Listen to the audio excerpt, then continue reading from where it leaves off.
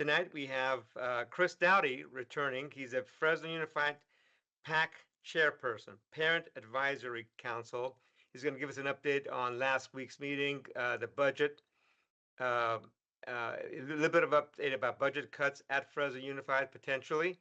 And here's our just disclaimer. So Chris is speaking, and he'll talk about this when we get to him. That'll be probably in about 15 or 20 minutes. His opinions are his own. He's not speaking for the PAC or Fresno Unified. He is a chair of the Fresno Unified Parent Advisory Committee, but these are his own opinions and not of Fresno Unified. So got that disclaimer out of the way, and we'll probably post that multiple times throughout, so you'll all be sick and tired of hearing it or seeing it. How in the world did Fresno end up on Trump's sanctuary cities list? Bill, do you have any comments on that? So the Trump administration, sent out signals. We're going to have this big announcement. We're going to list all the sanctuary cities. And like a lot of things with the Trump administration, they totally messed it up. The list looked like it was compiled by amateurs, a lot of misspellings in there. They couldn't even spell Cincinnati, Ohio correctly. But the big thing in California was that Huntington Beach, which has fought the state constantly over SB 54 and the requirements that California has in regard to how immigrants are protected. It's definitely not a sanctuary city, and it's kind of led the conservative movement in California in protesting California's laws. And they were placed on the sanctuary jurisdictions list. Huntington Beach. Okay. And then meanwhile, right next door, Santa Ana, which has declared itself a sanctuary city, it wasn't on the list. So in regard to Fresno, Fresno's policy has been very clear. It's been in place for a long time. And that's that Fresno police officers do not ask immigration status. In other words, they're going after crime. They don't see themselves as federal immigration enforcers. And they believe that you have to have a good relationship with the immigrant community, that aids in solving crime. And I think all the statistics bear that out. So that's always been Fresno's policy. They're in compliance with the state law on this. And yet they ended up on the sanctuary cities list.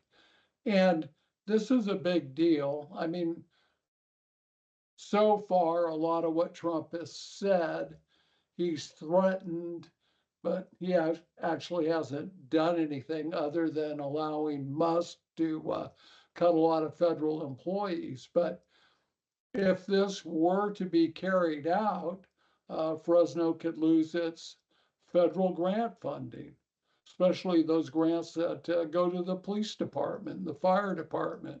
They're very important in Fresno's municipal budget. Fresno could also lose contracts with the federal government. So this is a big deal. Mayor Dyer was befuddled about it because he says, look, we comply with California law. We're a charter city, that it's inherent in the, your relationship with the state of California. There was a community in Milwaukee, not Milwaukee, but in Wisconsin, Darius.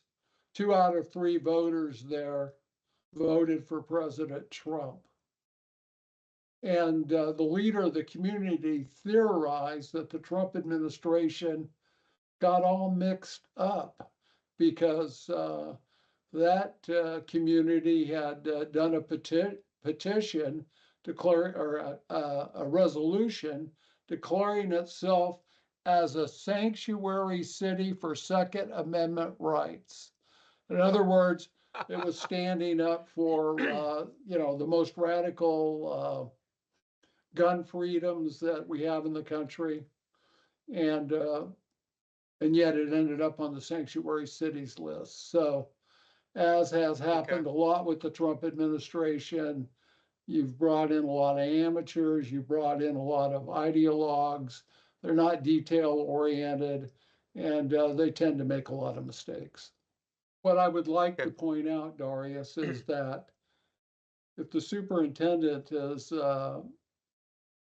people put hands on her, as she said in an ABC 30 interview, um, she should report every one of those instances. She should be reporting online threats that are made against her.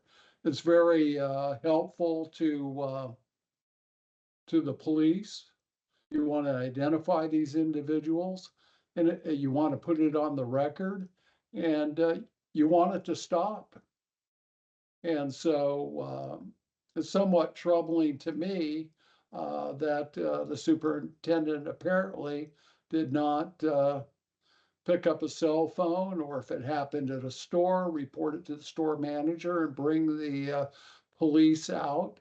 For this story, our reporter Edward Smith contacted Clovis PD, Sanger PD, Fresno PD, and the sheriff's statement was they couldn't recall any incidents or any reports being filed. But then they added, we wouldn't disclose it just to protect privacy. But I believe the superintendent, for her safety and the safety of her family, these incidences are occurring or continuing. She should have them documented. I think that's Yeah. very, very important. Let me speak on the elephant in the room. We were here to talk about something, and then things got real busy just a couple hours before show. I got a call from Fresno Unified.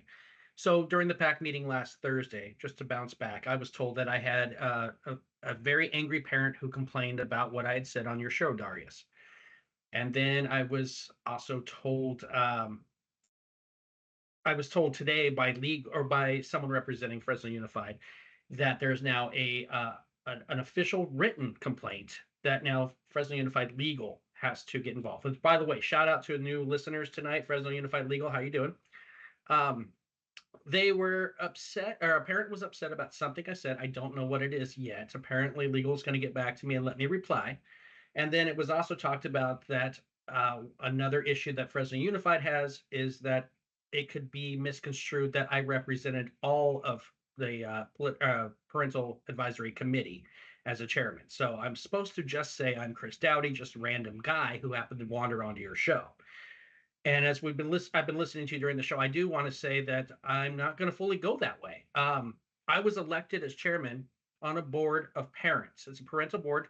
We're not in any way paid by Fresno Unified. We're not hired by them. We don't represent them in any way. We're just parents. I was elected by parents to represent parents. So while I'm here using my voice also carries the views of multiple parents who have talked to me about multiple issues, some of which we'll talk about tonight. Well, let me start with the PAC meeting and everything that went down. And I'm saying, of course, as Chris Dowdy, Misty Hurd was scheduled to be there, and I was very happy to see she was there before the meeting started. I got to have a private one-on-one, talk to her about a couple things. And not only did she participate in her 25-minute segment that went about 40 minutes, she stayed for the entirety of the whole meeting, which ran 40 minutes late. She answered questions from parents in the crowd when she did not have to. She engaged with parents who were talking about personal issues involving their child and their school, and she made sure her assistants knew to look into that. So I know it's popular to pile on Misty Hurd, but I do want to say what I saw Thursday night impressed me. And if this is how she's going to engage with parents, if this is a sign of things to come, then I'm very supportive of it, and I like what I saw. The other interesting things was last week when I was on the show, I talked about Misty Hurd, I talked about Viva Islas, and I talked about Keisha Thomas. And in 3 years of doing the PAC, all I've ever seen was Bob Nelson do his hit once, and Viva Islas came by to drop off flyers for a fundraiser and left. On Thursday night, all three members that I talked about were present and in attendance, as well as a lawyer, and I noticed extra security. So I don't know if that's probably just an entourage setup for when you got Misty Her going around. That's the budget issue, and that's what we spent the majority of the night actually talking about. Um, it's talked about for those of us who do these meetings. I soak in a lot of media, and I don't hear enough talk about budget. But next year's budget, I think you said 49 million is being cut, as well as 30 million each of the next 2 years projected. Um, we talked about immigration last week when it came to attendance, and that was also a topic of discussion. I had heard from a principal it was about $1 million a day in losses with 1,000 kids missing school out of ICE and immigration fears. Happy to report it's not that much, but it's $15 million that the school district lost because of that. So when you're looking at cuts of 49 million, 30 the next 2 years, 15 is a big hit. They did talk about areas that they are looking at to pull, because we dove into that. I made sure to ask poignant questions to discuss what's going away. SPED is going to take a hard hit, and that's special education. And a lot of parents, actually, I'm looking at some of the budget stuff now. About $250 million of the school budget is pointed at the SPED education. It takes up a large part of Fresno Unified. And a lot of the behavioral health, and forgive me, I know I'm not saying the term correctly right now on the spot, but there will be cuts. I've been told from somebody in administration that there's going to be a lot of cuts in that section. And that's something that's really important as the students go through the education process starting in kindergarten. Other cuts, staff support is definitely going to be hit. I was told internal, they phrase it in an interesting way, central office, pretty much admin. They're going to be looking at making cuts there. Part of it is not hiring for open positions. Part of it is not filling positions that people are retiring Okay. out. I also think, and I looked at the budget, there's about 37 million, and I'm bringing up DEI because of Trump with the executive order. And of course, whether or not it goes through or not, because we don't know if a judge is going to counter it, but there's $37 million in the budget involving DEI. And that might be something that gets cut, or my cynical mind thinks maybe they just get renamed GHE or something and they just shift job titles over. But there's a lot, if you look, and I know I sent your producer, Paul, who's awesome, by the way, a bunch of slides, a bunch of information, and there's some websites you can go to on Fresno Unified that actually lay out a budget outline that kind of shows you. The outlines kind of make it easy. There's more in depth that you have to do. I mean, the budget itself is hundreds of pages if you were to actually print it out. The CFO talked at the PAC meeting, and we had a nice conversation after. He pointed me in the direction of where to look for certain things. And I reached out to him earlier today to ask some specific questions, and he was unable to get back to me. One thing I did get confirmed, and this goes back to the Keisha Thomas lawsuit, if everything that like Roger Bondikar was talking about, if it's $100 million settlement, that won't come out of the budget. That's insurance. So premiums might go up, but that won't actually hurt or take a hit on the budget. Got it. Anything else you want to share with the audience about the budget impacts on our students, kids, parents? This is probably all mind-numbingly boring to people listening right now or anyone who takes the time to look into it. I know it's not a sexy thing for media to talk about. You won't hear local conservative talk radio go on and on about budget stuff. Parents and people who live in the community, if you take a look at this, you can start making suggestions. You can start reaching out to Fresno Unified and hold them or demand that they, explain further what's coming. Because it's going to be a hit. It's going to affect teachers who just got the CBA passed last year. Your job's about to get harder with no staff support. Maybe you need to be paying a little more attention to what's going on. Parents of SPED students, things are going to get rougher for you. And so start asking the questions. And so this isn't as sexy as Misty Her, the trustee school board trustees or whatever. This is a serious thing that is going to keep spiraling out here in Fresno and will drastically affect. And if you look at attendance, it has been on a downward spiral too. We're down to 66,000 projected, I think, for next year. And it was 74,000 just a few years ago. So they're going to keep losing money because remember, kids being in the seat at the start of the day is where the school gets their money from. if we don't have the attendance there, there's going to be more cuts coming, and it could drastically affect you and your kid, whatever your situation is. I thought this was just going to be a little quickie, nothing thing, and Fresno Unified made it interesting today. I will say that as a parent, something that bothers me greatly here is if this is more than just Fresno Unified Legal just having to check mark a box because a parent complained. Uh, I offered, here's my phone number. If the parent's mad, they can contact me and we can talk it through like adults. If this is more, and we saw emails, I heard that apparently your guys' end, some people contacted you.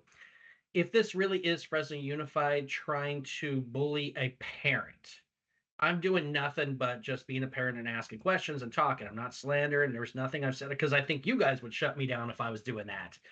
Um, this seems to go in line with the idea that Fresno Unified retaliates against not only parents or teachers, but parents. And if the idea from the school board that's being talked about, parents are one of the pillars here. We're all partners. And so if I'm taking my time to do school site council, to do PAC, I do make criticisms and I do them with hope and faith that something will change. But if in the next week here, I'm going to find out that I'm going to have a Fresno Unified legal trying to bend me over a little bit, it disappoints me and tells me that everything everybody's saying about the retaliation is true. Because at the end of the day, and what I said on the phone is, what is legal going to do? Fire me? Suspend me? I don't work for them at all. I'm elected by a group of parents. I have no connection. But if they're going to lean in that hard and spend lots of, because if an attorney has to write a letter, that probably costs the school $1,000.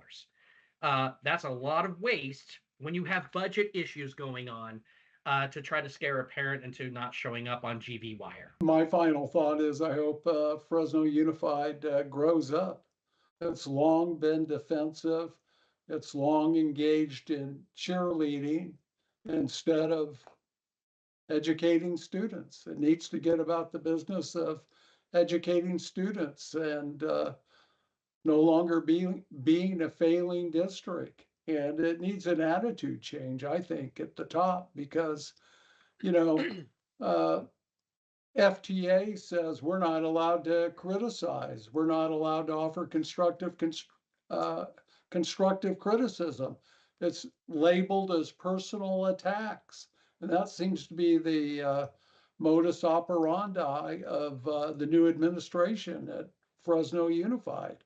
And, we can't forget the fact that this new administration phonied up a fake dossier to go after the teachers union, and none of it was true.